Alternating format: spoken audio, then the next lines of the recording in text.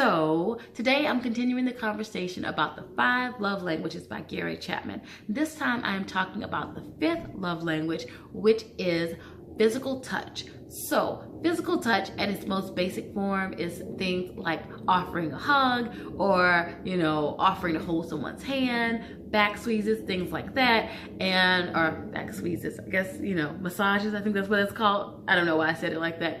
Anyway, I say offering a hug because consent matters. So, whether you are with a partner, with a long-term friend, or with a new person, you definitely want to make sure that you have consent. And that consent could be on a case-by-case basis. Can I have a hug or things like that? Or it could be more of a blanket consent where you and that person have that understanding that you can always greet that person with a hug because they love your hugs and you've had that discussion before. So whatever that is for you, figure it out. If you're unsure, ask and get permission so that you can be sure that you have consent. And we can keep this one simple. We can keep the physical touch to be, one of the simplest of the love languages. So there you go. So again, at its basic form, it's just things like holding hands, back rubs, things like that. It could also be something that's done a little bit more consistently to complicate it or make it a little bit more extended, elaborate, more supportive and loving. It could be that if your partner is someone who is on their feet every single day, all day, if they have like a service job that requires them to always stand up, it might be, knowing that every Tuesday night or perhaps even every night is like a mini foot rub night, and then maybe Tuesday night is like the more elaborate foot rub where you like get out all the oils and you light the candles and all of that good stuff. So it could be that type of thing. It could also be just dedicating a lot of time for it. So maybe having a specific cuddle date with your sweetie, choosing to have, 4 hours where you do nothing but like eye gaze and snuggle and like be in each other's arms or whatever. And you've like created an environment and the situation where that is possible, where that feels loving and supportive. Maybe you put out a bunch of pillows and just made it like the super comfy little nest.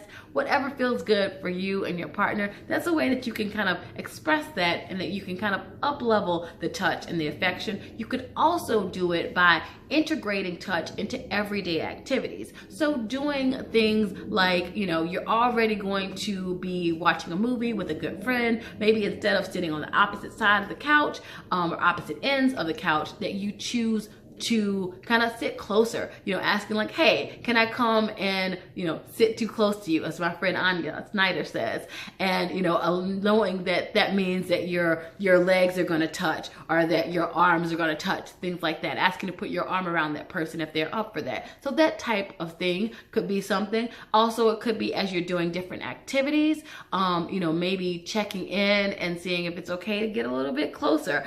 Perhaps you're walking through the park together, choosing to hold hands in the park, or if that person shares some really good news, choosing to hug them or offer little squeezes, and just comforting like touches and things like that could be really, really helpful, really supportive, really loving, really nurturing at times. Like touch in this specific way can definitely convey a lot in terms of helping a person to feel comfortable, helping the person to feel at ease, helping the person to feel happy, to feel connected, to feel seen. Just so much can be conveyed with touch. So I encourage you to kind of dig into that idea and to think about some of the ways that you can better express your love through touch.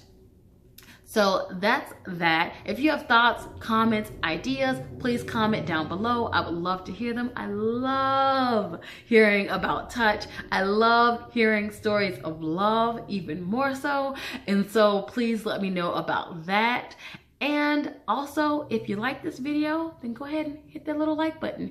If you would like to hear more about this as I continue this series just a bit more to talk about tips and tricks and things like that, then please go ahead and subscribe so that way you can keep track of what's going on here, watch more videos, and also if you know someone who could definitely benefit from knowing a little bit more about the love languages, then please share this video as well. All right, that's all I got for now. I love you bunches. Bye.